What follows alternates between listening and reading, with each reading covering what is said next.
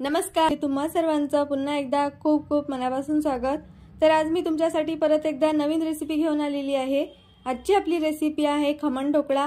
अगदी साध्या सोप्या पद्धतीने आणि अजिबात या ठिकाणी आपण इनो किंवा दह्याचा वापर न करता हा ढोकळा बनवलेला आहे आणि अगदी परफेक्ट मेजरमेंट सह ढोकळ्याची रेसिपी मी तुमच्यासोबत शेअर केलेली आहे। चला तर मग जास्त वेळ न घालवता आपण रेसिपीला सुरुवात करूया। ढोकळा बनवण्यासाठी या ठिकाणी मी एक पसरट भांडं घेतलेला आहे। त्यामध्ये आपल्याला पाणी टाकून घ्यायचं आहे।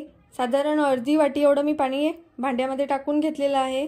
त्यानंतर त्यामध्ये चवीपुरतं मीठ टाकून घ्यायचं आहे। अर्धा चमचा लिंबू सत्व टाकून घ्यायचं आहे। तर तुम्ही या ठिकाणी बघू शकता माझा चमचा अगदी मीडियम साईजचा आहे, खूप जास्त मोठा किंवा खूप जास्त छोटा नाही। तर व्हिडिओमध्ये दाखवलेल्या चमच्यानेच मी सगळे साहित्य मोजून घेतलेले आहे।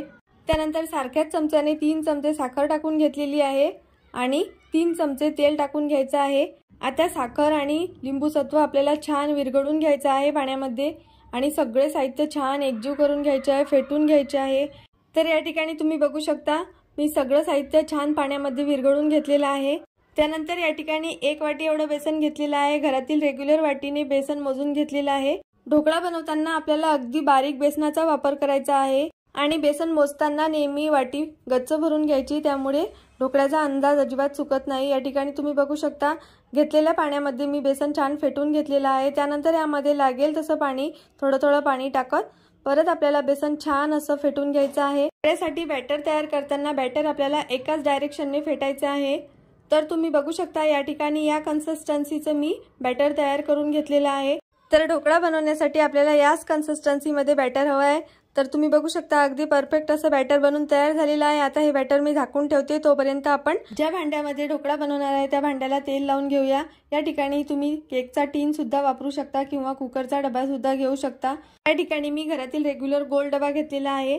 त्यानंतर तयार करून घेतलेल्या बॅटरमध्ये आपल्याला सोडा टाकून घ्यायचा आहे। या ठिकाणी मी पाऊण चमचा एवढा सोडा घेतलेला आहे, अर्ध्या चमचापेक्षा थोडा जास्त घेतलेला आहे।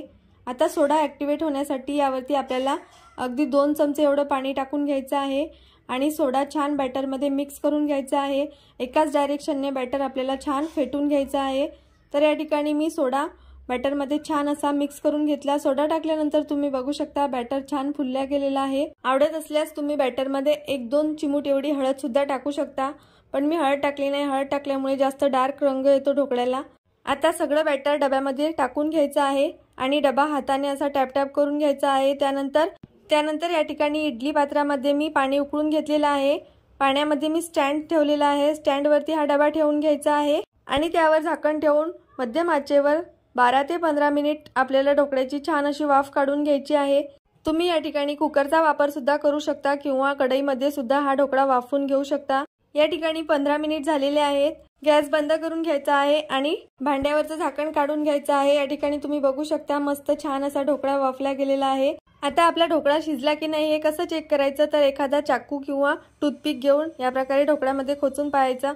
चाकू अगदी क्लीन आला म्हणजे ढोकळा छान असा शिजला गेलेला आहे। त्यानंतर आपल्याला ढोकळा काढून घ्यायचा आहे आणि ढोकळा छान असा थंड करून घ्यायचा आहे। ढोकळा थंड होईपर्यंत या ठिकाणी आपण साखरेचं पाणी बनवून घेऊया। ढोकळ्यावरती टाकण्यासाठी या ठिकाणी अर्धी वाटी एवढं पाणी घेतलेलं आहे। त्यामध्ये 1 चमचा साखर टाकून घ्यायची। 1 वाटी बेसन पिठासाठी अर्धी वाटी एवढं पाणी अगदी परफेक्ट प्रमाण आहे। त्यानंतर साखर पाण्यामध्ये छान अशी विरघळून घ्यायची। या ठिकाणी मी साखर पाण्यामध्ये छान अशी विरघळून घेतलेली आहे। आता ढोकळा सुद्धा पूर्णपणे थंड झालेला आहे। ढोकळा पूर्णपणे थंड झाल्यानंतरच आपल्याला कापून घ्यायचा आहे। या ठिकाणी तुम्ही बघू शकता ढोकळा छान असा थंड झालेला आहे। ढोकळा काढताना सुरुवातीला ढोकळ्याच्या कडा या प्रकारे सोडून घ्यायच्या। त्यानंतर एखाद्या प्लेटवरती ढोकळा डिमोल्ड करून घ्यायचा आहे। तर तुम्ही बघू शकता या ठिकाणी आपला ढोकळा अगदी सहज निघालेला आहे, अजिबात भांड्याला चिटकलेला नाहीये। त्यानंतर आवडीप्रमाणे आपल्याला ढोकळ्याला कापून घ्यायचं आहे। या ठिकाणी मी चौकोनी पीसेसमध्ये ढोकळ्याला छान असं कापून घेतलेलं आहे। तर तुम्ही या ठिकाणी बघू शकता ढोकळ्याला किती छान अशी जाडी आलेली आहे। अगदी मस्त स्पॉन्जी आणि सॉफ्ट आपला असा ढोकळा बनवून तयार झालेला आहे। त्या बनवून घेतलेलं साखरेचं पाणी आपण ढोकळ्यावरती टाकून घेऊया। आता हे पाणी सेपरेट न बनवता तुम्ही फोडणीमध्ये सुद्धा टाकून घेऊ शकता। तर आता तुम्ही बघू शकता या ठिकाणी मी सगळं साखरेचं पाणी ढोकळ्यावरती टाकून घेतलेलं आहे। त्यानंतर ढोकळ्यासाठी मस्त खमंग अशी फोडणी बनवून घेऊया। फोडणी बनवण्यासाठी या ठिकाणी मी पॅनमध्ये 2 चमचे एवढं तेल गरम करून घेतलेलं आहे। त्यामध्ये आपल्याला 1 चमचा मोहरी टाकून घ्यायची आहे। मोहरी छान तळतळली की त्यामध्ये हिरव्या मिरच्या टाकून घ्यायच्या आहे। या ठिकाणी मी 4 हिरव्या मिरच्या उभ्या पातळ चिरून घेतलेल्या आहे। मिरच्या तुम्ही आवडीप्रमाणे कमी जास्त करू शकता। आणि 5-6 कढीपत्त्याची पानं टाकून घेतलेली आहे। मिरच्या आणि कढीपत्ता तेलामध्ये छान फ्राय करून घ्यायचा आहे। त्यानंतर खमंग आणि ही गरमागरम अशी फोडणी आपल्याला ढोकळ्यावरती टाकून घ्यायची आहे। आता या ठिकाणी तयार करून घेतलेली फोडणी ढोकळ्यावरती एकसारखी अशी टाकून घेतलेली आहे। त्यानंतर तुम्ही बघू शकता ढोकळा किती छान दिसतोय। तर अगदी मार्केट सारखा ढोकळा घरच्या घरी कसा बनवायचा किंवा मार्केटपेक्षाही अप्रतिम चवीचा ढोकळा आपल्या घरी बनवून तयार होतो। घरातील रेग्युलर वाटी चमचाचा वापर करून मी तुम्हाला सगळे साहित्य सांगितलेले आहे। तर तुम्ही सुद्धा माझ्या या साध्या सोप्या पद्धतीने एकदा ढोकळा नक्की बनवून बघा। तुम्हाला माझी रेसिपी नक्की आवडेल। तुम्ही जर माझ्या या साध्या सोप्या पद्धतीने एकदा ढोकळा घरी बनवला तर तुम्ही मार्केटमधून कधीही ढोकळा विकत आणणार नाही। आणि हा ढोकळा बनवण्यासाठी आपण या ठिकाणी अजिबात दही किंवा इनोचा वापर केलेला नाहीये। तरी सुद्धा तुम्ही बघू शकता आपला ढोकळा किती छान मस्त स्पॉन्जी आणि जाळीदार झालेला आहे।